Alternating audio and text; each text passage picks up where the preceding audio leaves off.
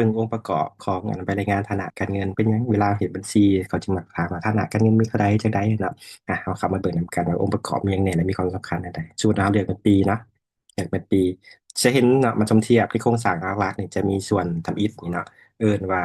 ทรัพย์สินหมุนเวียนนี่จะเป็นส่วนที่สภาพคล่องเนาะมีความคล่องตัวสูงเนี่ยจะเป็นยืนจัดอยู่ในหมวดทรัพย์สินหมุนเวียนต่อมาก็จะเป็นส่วนข้อที่สองก็แม่นเป็นทรัพย์สินบ่หมุนเวียนทรัพย์สินบ่หมุนเวียนหมายทรัพย์สินที่เราถือครองไว้ในระยะยาวเนาะเกิน1 ปีขึ้นไป จริง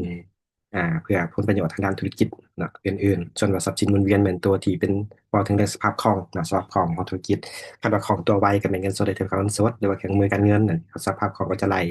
รันกันมาเนาะตามลำดับสมมติว่าเบิ่งตัวองค์ประกอบที่หนึ่งเงินสดได้เทียบกับเงินสดสมมติว่าในนี้เนาะเราเทียบเบิ่งเมื่อปีนี่เห็นว่ามีข้อมูลอยู่900กว่าล้านเนาะถึงลดลงองค์ประกอบยังแน่ฉันจะรู้ว่าเงินสดได้เทียบกับเงินสดก็คิดเข้าเบิ่งเนาะก็เจนมีเงิน สดในครั้งเป็นกีบดอลลาร์บาทนะเงินตราต่างประเทศว่าเป็นอะไรเงินฝากธนาคารเนาะหลายๆกันมาก็จะมีข้อมูลแต่ละส่วนว่าประกอบมีอย่างแน่เทียบไว้เป็นเงินอยู่900กว่าล้านกีบเนาะคลิกเบิ่งถ้าว่าเป็นลูกหนี้เด้ลูกค้าเด้จะประกอบมีลูกค้าเด้เวลาคลิกเบิ่งก็จะขึ้นมาให้เบิ่งเนาะเครื่องที่สร้างเด้มีตัวเด้นี่ก็จะมีรายการต่างๆที่ขึ้นมาให้เนาะเป็นรายการข้อมูลเพิ่มเติมฉะนั้นแล้วนี่ถ้าเฮาเวลาเฮาเบิ่งเรื่องฐานะการเงินนี่ตามอิฐเนาะจะเบิ่งเรื่องทรัพย์สินก่อนแต่ว่าลองใบที่สองก็คือใบฐานะการเงินหนี้สิน ตัวนั้นก็เป็นองค์ประกอบที่สำคัญเนาะจึงว่าเราต้องได้เบิ่งควบคู่กันว่าเรื่องฐานะการเงินฉะนั้นนี่เพิ่นจึงใส่ว่าใบรายงานฐานะการเงินแต่ตามมาตรฐานหรือตามบทรูปแบบรายงานของเราเนี่ยเพิ่นจะแยกกันเป็นสองใบเนาะแยกส่วนกันคือใบรายงานการเงินทรัพย์สินกับหนี้สินเป็นคนละใบแต่สุดท้ายแล้วเนาะรายงานทั่วๆมันก็จะเท่ากันอันนั้นหนึ่งตัวคุณลักษณะตัวโดยรวมเนาะโดยรวม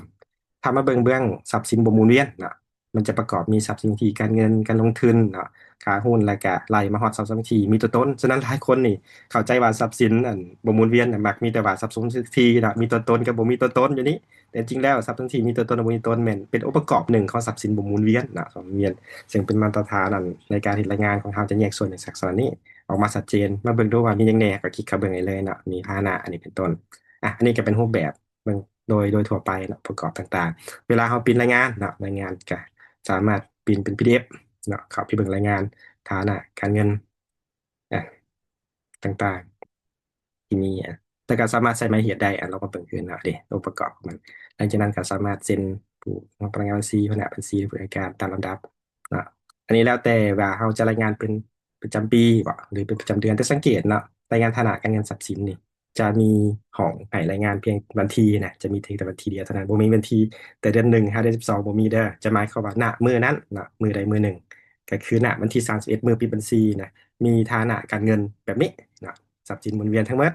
นี่เท่านี้บ่หมุนเวียนทั้งหมดมีเท่านี้นี่ลักษณะนี้หมายใช่บางทีมันจริงมีเพียงแต่ช่องเดียวเราจะลงเด้อเวลาเฮ็ดรายงานฐานะการเงินทรัพย์สินจะแตกต่างจากตัวรายงานฐานะการเงินจะแตกต่างจากรายงานผลการดำเนินงานมันจะบอกเป็นช่วงเวลาอันนี้คือเป็นแนวทางในการเบิ่งข้อมูลเบื้องต้นเนาะส่วนว่าการวิเคราะห์ทางการเงินต่างๆเดี๋ยวเรากลับไปศึกษากันเพิ่ม